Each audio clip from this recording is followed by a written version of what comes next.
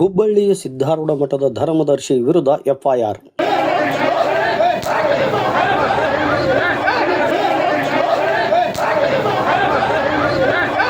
ಹುಬ್ಬಳ್ಳಿಯ ಸಿದ್ಧಾರೂಢ ಮಠದ ಧರ್ಮದರ್ಶಿ ರಾಣೆಬೆನ್ನೂರು ತಾಲೂಕಿನ ಹಿರೇಬಿದಿರಿ ಗ್ರಾಮದ ಸಿದ್ದನಗೌಡ ಪ್ರಭುಗೌಡ ಪಾಟೀಲ್ ಎಂಬುವರು ಭಕ್ತರಿಂದ ದೇಣಿಗೆ ಪಡೆದು ಅವರಿಗೆ ರಸೀದಿ ನೀಡದೆ ವಂಚಿಸಿದ ಪ್ರಕರಣ ಬೆಳಕಿಗೆ ಬಂದಿದೆ.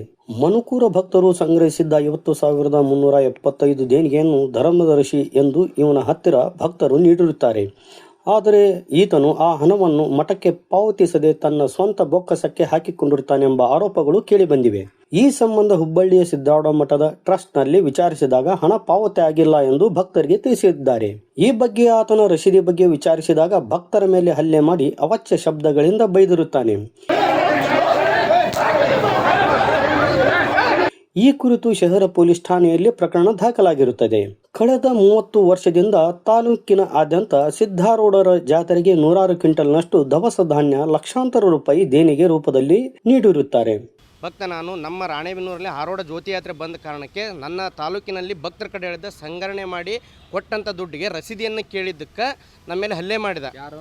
ಸಿದ್ದನಗೌಡ ಪ್ರಭುಗೌಡ ಪಾಟೀಲ್, ಸಿದ್ಧಾರೂಢ ಧರ್ಮದರ್ಶಿ, ಹುಬ್ಬಳ್ಳಿ ಸಿದ್ಧಾರೂಢ ಮಠದ ಧರ್ಮದರ್ಶಿ.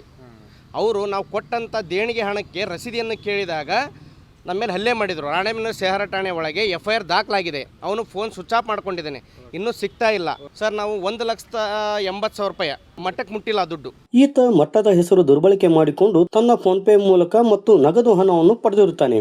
ಈತನ ದುರ್ನಡತೆಗೆ ಮತ್ತು ಸಿದ್ಧಾರೂಢ ಮಠದ ಹೆಸರಿನಲ್ಲಿ ಅವ್ಯವಹಾರ ಮಾಡಿರುವ ಬಗ್ಗೆ ತಾಲೂಕಿನ ಹಾಲಿ ಮತ್ತು ಮಾಜಿ ಶಾಸಕರುಗಳು, ಭಕ್ತರು, ರೈತ ಮತ್ತು ಕನ್ನಡಪರ ಸಂಘಟನೆಗಳು ಅಧಿಕಾರಿಗಳಿಗೆ ಮನವಿಯನ್ನು ಅರ್ಪಿಸಿ ಈತನನ್ನು ಕೂಡಲೇ ವಜಾಗೊಳಿಸಲು ಭಕ್ತರು ಆಗ್ರಹಿಸಿದ್ದಾರೆ.